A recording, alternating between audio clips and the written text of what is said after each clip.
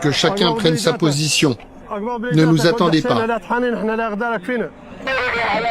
Depuis 50 ans, ces combattants du Front Polisario se battent contre le Maroc. Leur but, récupérer leur territoire, annexé en 1975. Le Maroc a construit un mur qui se compose de plusieurs parties. Une partie de sable, des mines, et derrière tout ça, un mur de pierre. Après des tranchées et derrière des unités plus ou moins importantes. Tout ça pour repousser nos attaques.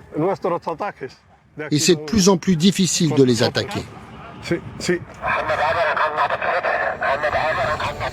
Pour contenir les incursions du Front Polisario, le Maroc a déployé plus de 100 000 soldats et érigé un mur de sable de 2700 km qui lui permet de contrôler 80% du territoire, ne laissant qu'un désert de pierre aux Sahraouis. Mohamed Ali combat dans le désert depuis 35 ans. Il commande un groupe d'une trentaine d'hommes. On a une mission, s'approcher du mur et observer. Malgré l'aide militaire de l'Algérie, l'équipement de ces hommes reste rudimentaire, alors qu'ils se mesurent quotidiennement à l'une des plus puissantes armées d'Afrique. J'ai plus de 59 ans et je continue le combat parce que je n'ai pas le choix. La raison est simple, le Maroc est notre ennemi, qui occupe notre terre sans aucune raison. Et tant qu'on se tiendra debout, on va continuer la guerre. Et ensuite, ce seront nos enfants et nos petits-enfants qui continueront le combat. À découvert, ces hommes s'approchent des lignes marocaines, souvent à la merci des frappes de drones. Moi, j'ai été blessé ici par un drone, après une offensive sur le secteur d'Amliloud. On avait causé des pertes à l'ennemi, et au moment de la retraite, avant qu'on puisse rejoindre notre base, on a été attaqué par un drone. 10 km avant le mur, le terrain a été miné.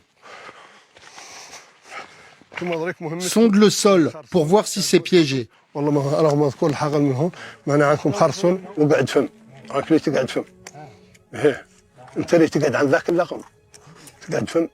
Cette guerre du Sahara a déjà fait 16 000 morts. Elle est le résultat d'une décolonisation bâclée, la dernière du continent.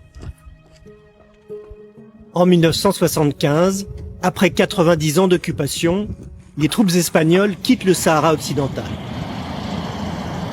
Le Maroc et la Mauritanie se partagent alors le territoire et les tribus sahraouis, opposées à cet accord, se soulèvent.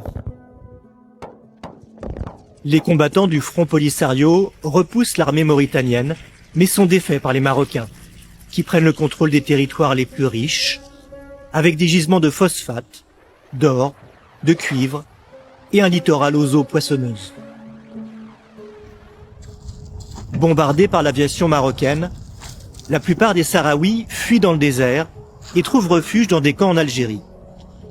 L'ONU réclame en vain depuis 1991 un référendum d'autodétermination.